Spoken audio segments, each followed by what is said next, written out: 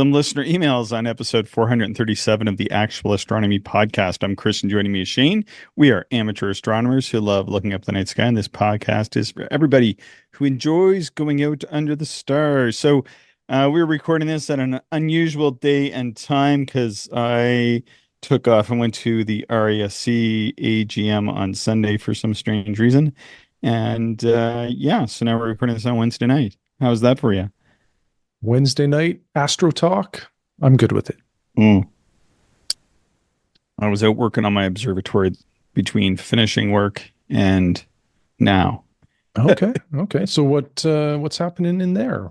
Painting. What kind of stuff? Painting. Okay. Painting, yeah. Painting. Yeah, painting the pier up good. I've got 4 coats of paint on there. Good quality latex paint before we screw on the metal angle iron onto the corners of that wooden pier. So to help stabilize it. Yeah, hoping. Yeah, I mean it is reasonably stable, and it's fine with the 4. The 5 inches is really like perfectly okay.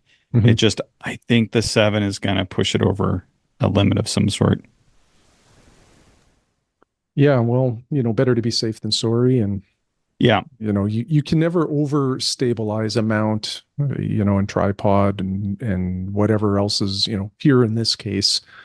So it's better to, I think, overbuild it than certainly underbuild it. So I'm thinking you're on the right track, and it's going to be a good outcome here. Yeah. If I was originally, like, the original idea was that I would just put the 4-inch in, and with the 4-inch in, it's perfectly fine. Like, it's like I wouldn't touch it. Mm-hmm. The 5-inch though, when you get up like into the high 200s, there you can notice there's a bit of vibration. It takes a few seconds to settle down, which Mm-hmm. still, it's way better than any tripod or anything I've ever had. Okay.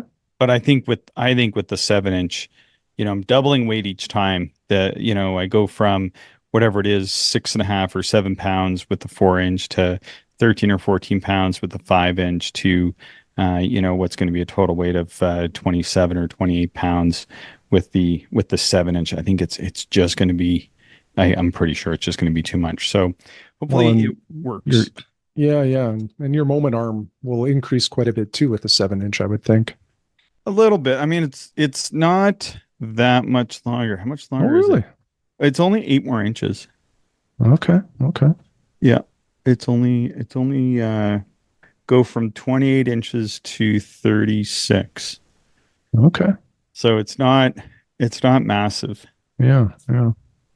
It's not massive at all, really. So, I mean, any is more, but it's not like it's got less moment arm than a 6-inch F8 would.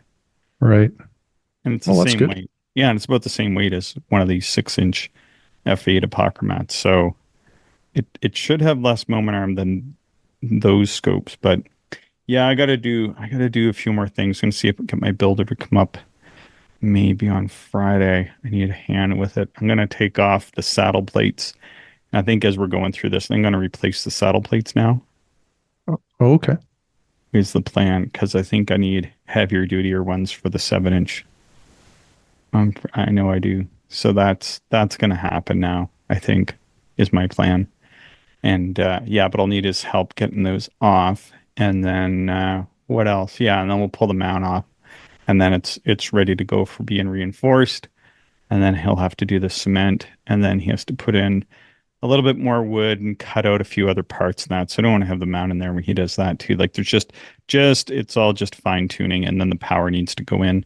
And yeah, then there's some exterior work too, very, very minimal.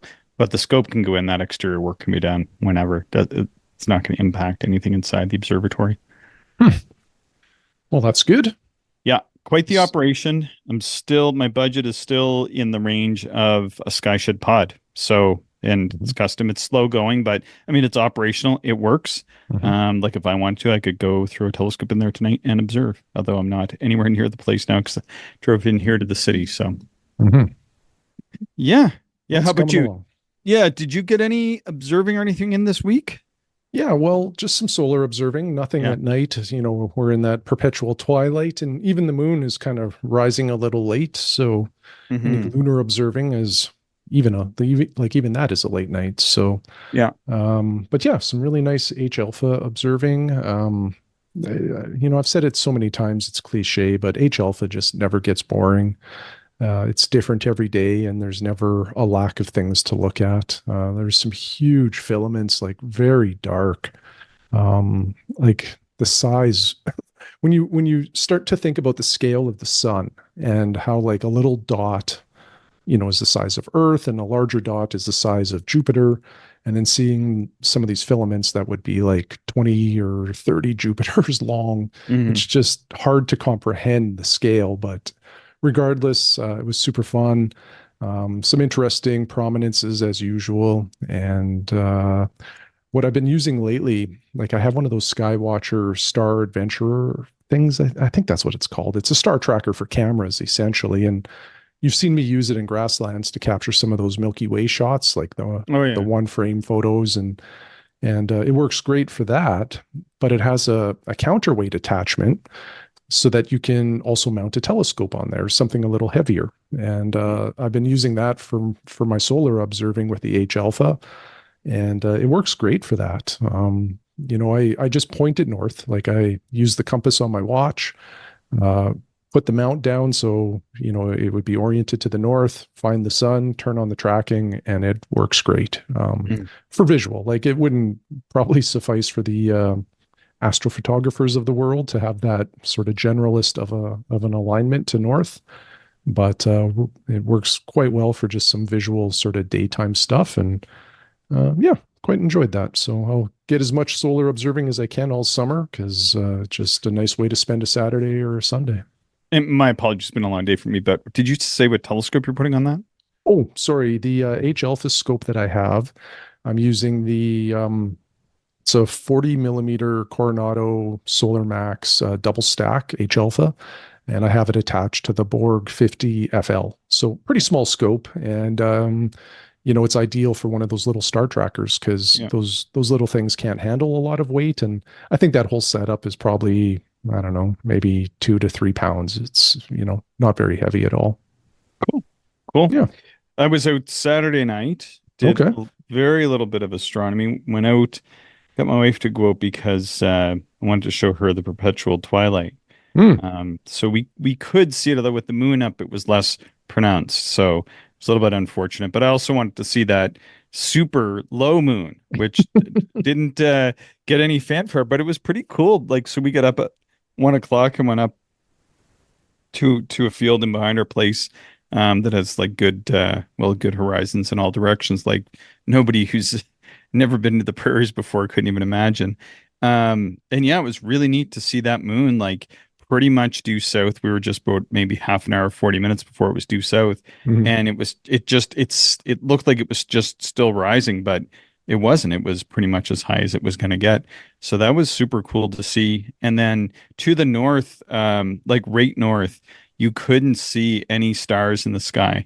Like I guess Capella we could kind of see, which was coming up in the northeast, but nothing like below the Big Dip or anything. It was that bright. Like I said, the moon was up, so it was unfortunate because it was quite the sky was a little bit washed out because of that. But yeah, it Mhm. was neat to see the moon, and still you could see that it wasn't dark. Like it wasn't you know people might have said it was dark, but I wasn't dark enough to observe really so much. Mhm. How many degrees above horizon was the moon? Oh, like I don't know, not very high, maybe 10 degrees, 12 That's degrees. it. Holy Maybe smokes. Wow. maybe that. Yeah, it was super low. I could be wrong. I didn't really measure it, but it was like Mhm. super low. Yeah, it just looked like like usually you go out after the moon, if you're for a walk in the evening or something. Oh, the moon came up sometime in the past hour. That's what it looked like, even though it was like 1 o'clock in the morning. It was just not even 24 hours past full. Mhm. So it was like kind of a weird looking thing. I mean, usually the moon is pretty low at this time of year, but it Mhm. was just crazy low. Yeah. Yeah. Yeah. I don't know how high it was exactly, but plus, it was 1 o'clock in the morning. I was pretty tired, but yeah, so we didn't stay up too long looking at Sure. stuff. And yeah, just kind of looked at that and looked at the perpetual twilight and then went back, went to bed, and of course I couldn't get to sleep. So Yeah, yeah. serves me right. Have you seen any noctilucent clouds? None. Yeah, me either. Now, had those shots from Mr. Richard. Those were pretty awesome. Hmm.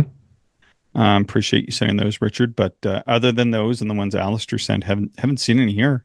Yeah, yeah. Kind of weird though. Like they're so unpredictable that way. Again, you and I have talked about it, but it was just a couple years ago.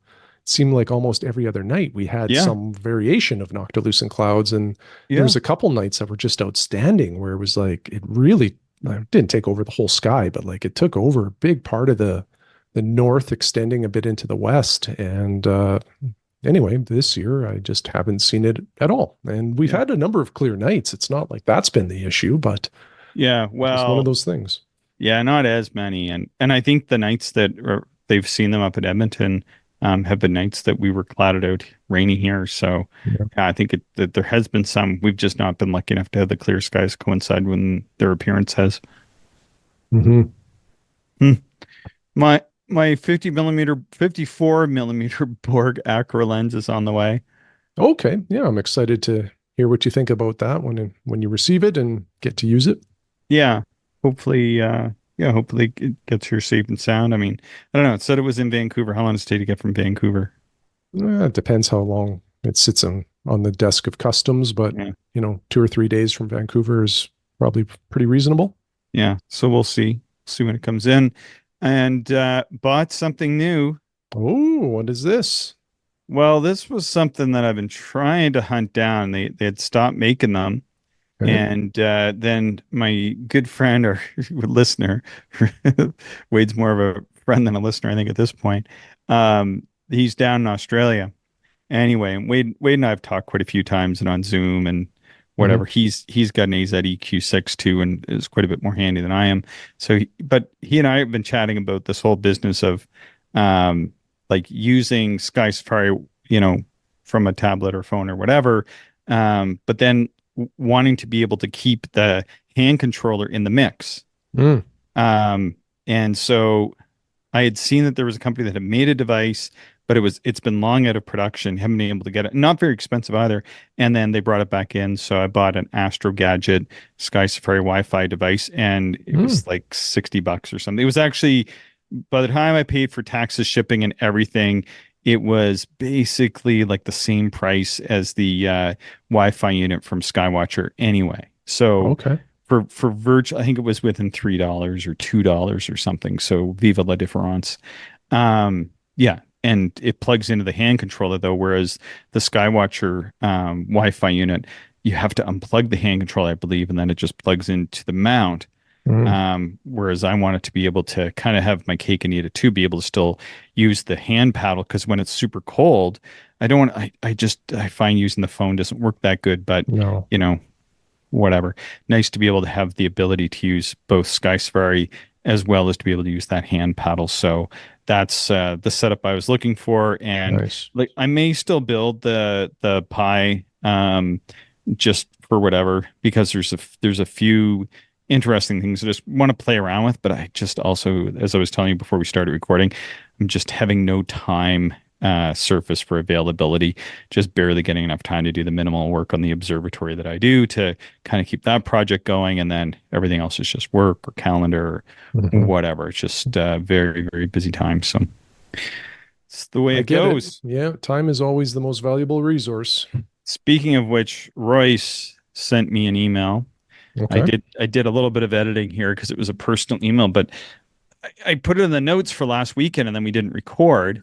So Yep. my apologies, Royce. But and then there was some really good stuff in it too that I thought that would be of benefit for listeners. So Royce, I hope you don't mind. But like I said, I did edit several things in and out just to make it read a little better on the show.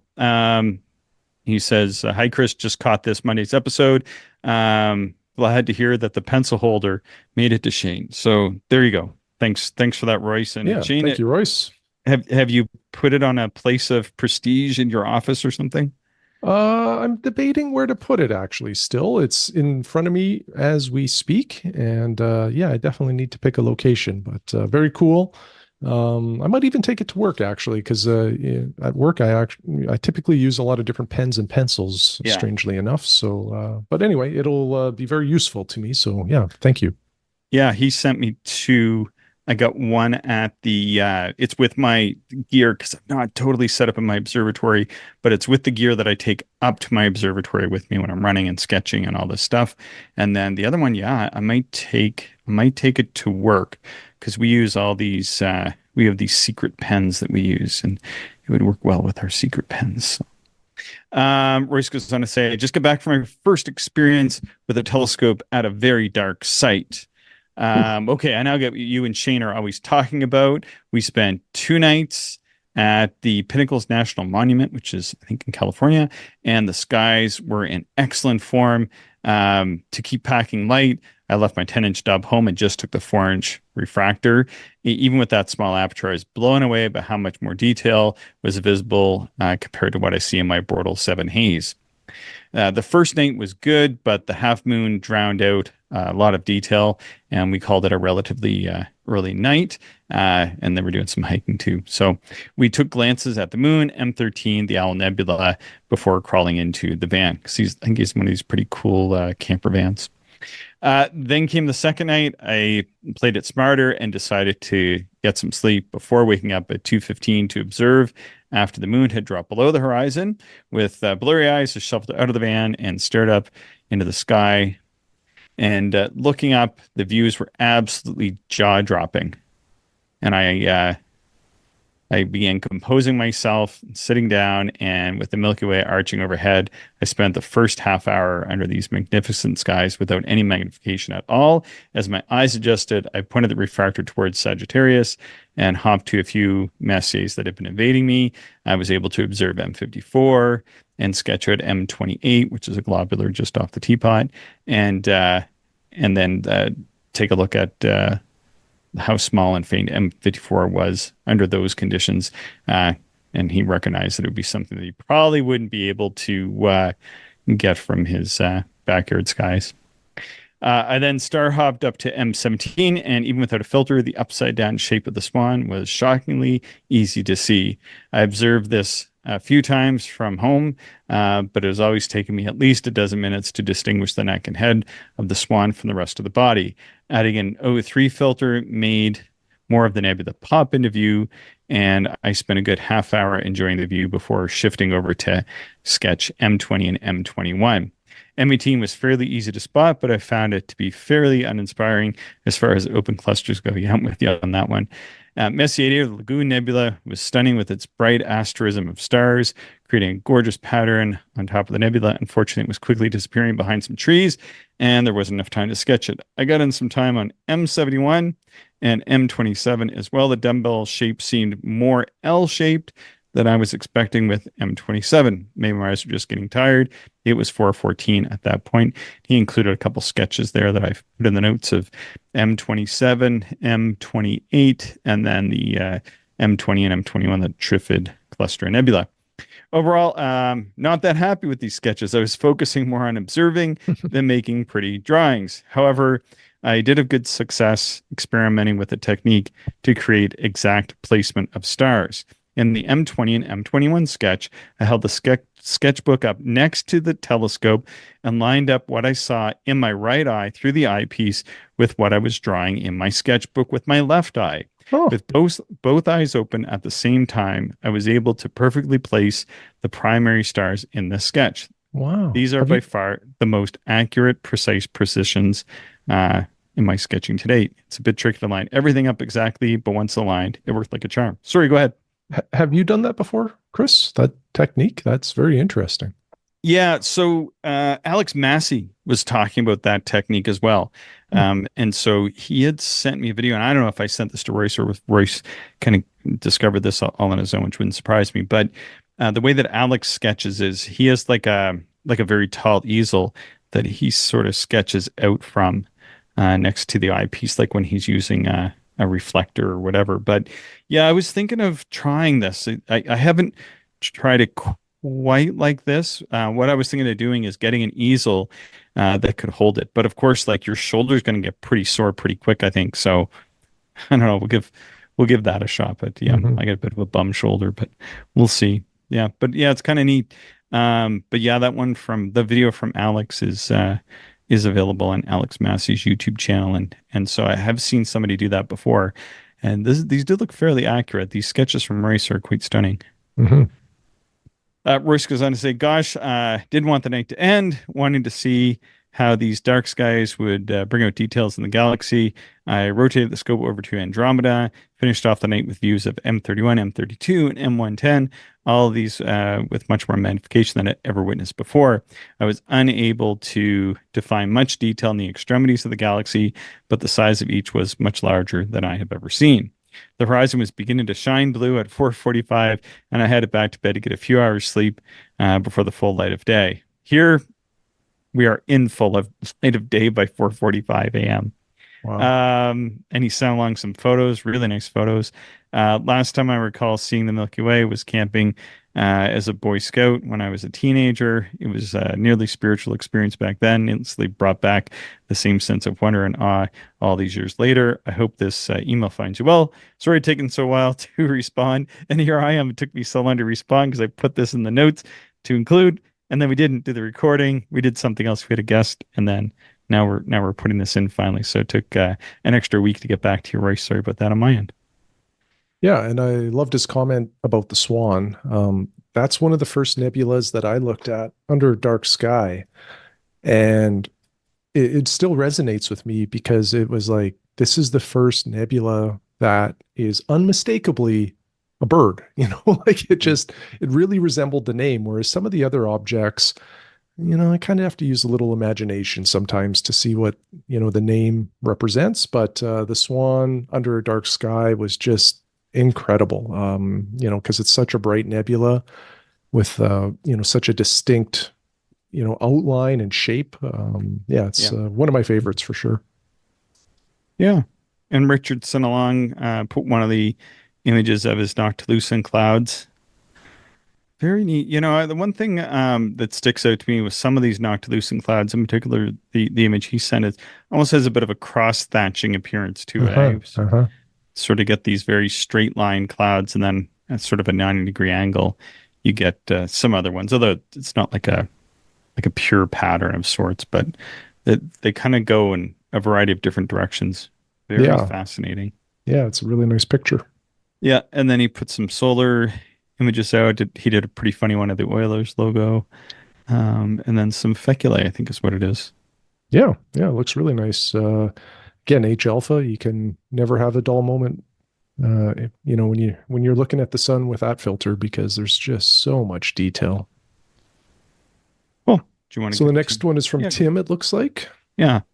I'll take a run at that. So Tim said, "Hey guys, happy solstice." Tim from St. Louis here. I just wanted to share a couple of my recent astronomy happenings with you to help with your perpetual twilight blues. Hmm. We last spoke a few weeks ago when I told you both about my 11 millimeter Explorer Scientific eyepiece and an apparent defect in the optical coating. Shane had made the suggestion that if I felt up to it, I could take the eyepiece apart and remove each lens element to pinpoint the issue and address it from there. And he did not do that, and that's the wise choice for sure. Hmm. And then he said you both had also made the recommendation that I reach out to the manufacturer and see how they might be able to help. So that's what I did. As per their policy, I filed a case for the defect in their customer portal. They gave me a return label to ship the eyepiece to them, and after it waited in the queue for a couple of weeks, they inspected it and said they would send me a new one. I was shocked. I was expecting to get some kind of repair description and to pay a few bucks for the service and parts, but no. They ended up just trading my old eyepiece for a fresh new one. I have to send a huge thanks to the representative, Rebecca, and the rest of the guys at Explorer Scientific to their immense assistance. I hope to be returning again soon for one of their 24 millimeter 82-degree eyepieces to pair with the 20-inch. And Chris, I think that's one of Explore Scientific's, sort of claim to fame is like their customer service is really, really good. Yeah, I've heard that before. I think optical issues with eyepieces are exceptionally rare. Mm-hmm. But in general, and I've heard that, I'm not going to sort of name names, but I've heard similar stories from virtually just about every manufacturer over the years. and then typically like a person just reaches out as Tim has done here, and the manufacturer takes care of them. I've never heard of anybody having a bad outcome after contacting any of the manufacturers. But I thought this was nice since it is specific about Explore, and kind of details out how good their customer service is when somebody does experience something of this nature, which can happen when you're producing thousands and thousands of pieces of Yeah. optics. And in full disclosure, I own several pieces of Explore gear, and never experienced this. So I think it is rare, and I never heard of this either. I think it's just sort of one of those rare occurrences, and who knows? Who knows how or why this could have happened? Could have been some sort of damage in shipping, or who knows what. But Mhm. clearly, they take such things very serious over at Explore, as they should, and they take care of the customers, very well. So that's Yeah. really nice to hear. Yeah. So Tim goes on to say, I also wanted to tell you guys about my most recent observing session this past Friday night, June 14th. I went out to my regular location, the Bromelsiak Park Astronomy Oh, you Site, did good. which is run by local astronomical societies.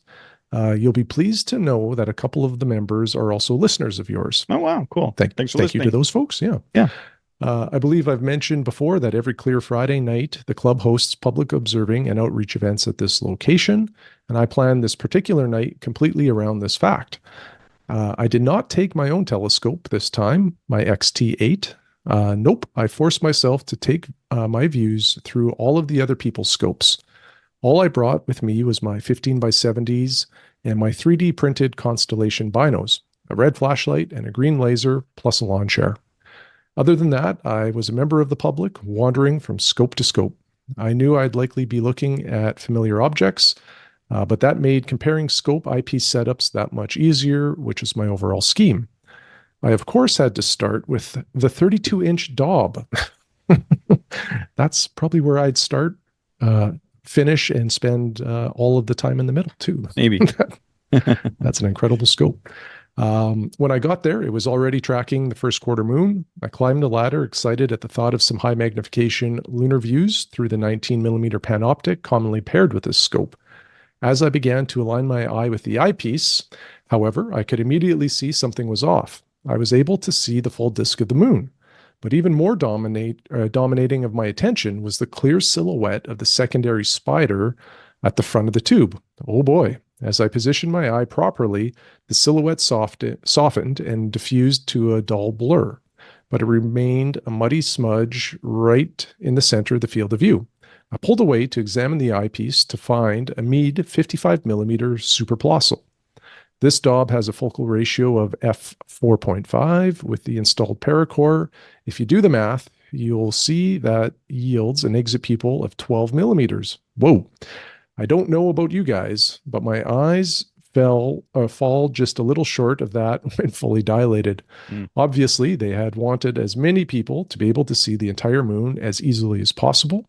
I just could never ignore the glaring secondary shadow. It was still fun for me, though, to see, because this was a phenomena I had heard a lot about and have to keep in mind of my f3.3 build, but I never actually witnessed until now. Mm. The rest of the evening I spent with a couple of familiar observing acquaintances, Jim and Justin, bouncing between their 10 and 12-inch Daubs respectively. Both were around f5, if I remember correctly, though the 12-inch with a 28mm RKE, we watched Rupus Recta slowly reveal itself from the Terminator, like a sword being drawn from its sheath, cleaving the lighter lunar terrain with dark straight slash between two small craters. Love that description. Mm. Both scopes then toured the now gathered crowd, including myself, around the late spring and summer sky, showing targets like the Stargate and Corvus, Alberio, Epsilon Lyrae, M13, and seeing how many stars we can draw out of M4 in the first quarter moonlight. Spoiler, it wasn't many. I also had the opportunity to try out Justin's C5 Cassegrain on a manual Alt-Az mount, which had a 45-degree mirror diagonal, another first for me. I was allowed to hunt down M57 and Lyra, and honestly, wasn't the biggest fan of the 45-degree angle while star hopping. Using a 90 just feels more natural to me in these applications. I was able to get the tiny fuzzy donut in the 32 millimeter Plossl. Having such a wide field of view was a big help, but I felt that I struggled a bit more to orient myself with where the scope was pointed in relation to the eyepiece position. Just my thoughts. I'm not normally a refractor or Cassegrain user. Mostly I stick to Dobbs, so I'm not likely to be seriously plagued by this. It was just a new experience for me, and I wanted to share my findings with the class. Despite some of the nights sounding somewhat negative, I had an absolute blast just hanging out with my fellow nerds, sharing scopes and stories, and growing my experience in the hobby. Now that my eyepiece set is once again complete, the next time I get out, I'm determined to compose another sketch and continue to develop that aspect of my journey as well. Cool. I've been really glad to hear the progress of Chris's observatory, and Shane's FOA 60 sounds simply beautiful. I'm looking forward to hearing how it performs under dark skies. I am too. Mm. I hope you're both doing well. The podcast is always a highlight for me twice a week at work, where I wear headphones 8 hours a day. Thanks for all your efforts to bring us our cosmic fix. I'll talk to you guys soon. Clear skies from Tim. Thanks, Tim. That was very nice. Appreciate Yeah, it. appreciate it. Damian K's astrophotography demo from Damian K's astrophotography, which is a YouTube channel. People should look into. He's gonna do a video. He sent it to me again. Long list of people. I say I'll get back to you, and then like I'm just not getting back to people this week. It's just one of those wild weeks at work and having to run back and forth to the cabin a bunch of times and trying to work on the observatory at night kind of thing to get it to keep that project moving along. My apologies, everybody. Let's see, but yeah, he's taking a look at some of the atmospheric dispersion correctors. And he did send me the video. I got to try to take a listen. I watched like half of it last night, but yeah, I'm working on a new observing list with my friend Marie that she's coming up with. So anyway, I'll get back to you, Demo. Justin wrote, "Hi guys, love your show. Thanks for all the episodes. I own the ZW-ADC mentioned in the last show and use it visually to observe planets. I'm at a similar latitude of 52 degrees north in Amsterdam. The device is dead simple to use. One lever to rotate each of the two prisms until you find the best view. I can observe much closer to the horizon than would otherwise be possible. I also heard your discussion about the SQM meters and wanted to mention another use for them. I have an astromechanics light meter with a field of view of only 10 degrees. If the deep sky objects in your observing plan list their surface brightness, you can compare this to a meter reading from that part of the sky to see if it is detectable. Kaleido member, fellow Canadian Glenn LeDrew, has created a handy chart to help with this, along with a filter reference in the corner for nebulae. I find this method easier than trying to meter the whole sky or site, and sometimes it helps me choose realistic targets for the specific evening. Most often, though, I enjoy checking my naked eye limiting magnitude once or twice in a session. Have a nice summer break. Yeah, that's pretty cool. I was not aware of this. Have you seen this chart and everything? No, no, I haven't. Yeah. I'm not familiar with the astromechanics sky meter, but that's pretty cool. And that's a fairly good use for these devices, Yeah, which yeah. had not occurred to me. Very nice. Yeah, I like it. Amsterdam. I think I'm gonna go in a couple of years. Maybe it's next year I go to Amsterdam. I can't remember. Conference, Hmm. some sort. We shall see. Last, I got invited to a conference in Texas for the first week of August. I'm not going. It's too hot. Holy cow. Why? It's not an astronomy conference either. Hmm. Well, no reason to go then. No, no reason to go. So yeah, we've had a few emails from folks. So what are we gonna do for the summer, Shane? Are we gonna do two short ones a week, or are we gonna do one long one each week and then and just leave it at one show a week? Yeah, I don't know. Well, let's figure that out after the show. But Yeah. I have a couple weekends coming up here where I won't be available for recording. So I Yeah. guess We'll have to to the figure something out. listeners, just be ready for anything. It could be some shorter episodes. It might be a regular length episode, but only one per week. We'll have to figure it out. Maybe I'll get on and read the phone book. Hey, now you're talking. Cool. Any plans, any astronomy plans for the summer? Uh, so in about a week and a half, I'll be in Cypress Hills, which is an interprovincial park here. And it's a family trip. So my brothers, my mom and dad, it's my mom and dad's 50th wedding anniversary. So we're Wow. all getting together there. And I have four nephews. I think two are six, and the other two are, I think, nine. And they do enjoy looking through the telescope. So I'll be bringing my H alpha scope as well as something for the nighttime. So we'll hopefully have some clear skies to do some basic observing then. But then after that, hoping for just clear skies for the August and September and October new moons to hopefully go to some dark locations and do some long observing sessions. How about you? Cool. Yeah, just basically working on the observatory, really. Mhm. That is my focus to get that finished. And then I heard from Alistair the other day. I think he's going to come around the 1st of September. Most of my crazy busyness with work hopefully will start to get wrapped up by the end of August because most of my stuff has to be done sort of by the 1st of September. And then things should become a little bit more manageable on my end of things. So I think I might take a few days or a week off at that time and hang out with Alistair and just watch some Monty Python and look at some stars if it's clear. Sounds like a perfect weekend. Yeah, yeah, Alistair and I have a peculiar shared interest in the Python. So yeah, it's Mhm. all good. Should be fun. Yeah, and just doing some sketching and oh, you know what I bought? Did I mention this? I bought some of those Annals of the Deep Sky. Did I mention Oh that yeah, yeah. before? You sent a text message about that. Yeah, Yeah, they're awesome. Yeah, people should get those. I bought two. I bought Cepheus and Cygnus because I was trying to buy ones that would be most applicable for the summer. yeah. And I didn't know what to expect. The reason why I bought them actually is, and man, I'm really apologizing here because I there was like two listeners that were like, you got to buy these, man. And I didn't. And I was like, finally, I was, I'll just get them to have something around to read for the summer. Yeah. But they're awesome. Yeah, they're really, really good. Very Burnham Celestial Handbook like in many Hmm. respects, and yeah, beautifully illustrated and nice. I like the print size is a fairly good size, and it's more of a read in many respects versus just like an observing book.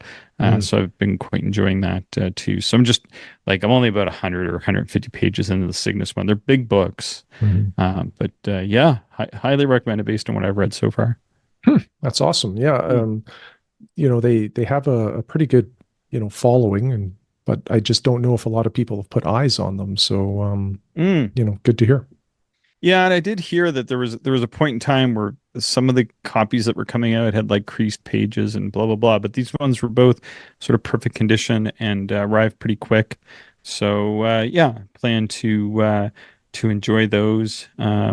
Yeah, there's like the very first one that was out of print, which is too bad because I think it's a bit of a primer, so it tells you how like they're laid out and some other details for the series. But yeah, there's like a couple dozen I think out now or whatever, but Hmm. yeah, it's yeah, well worth people's while if they want to check it out. Cygnus is where they start in color, and it's quite good. Yeah, very very beautiful book.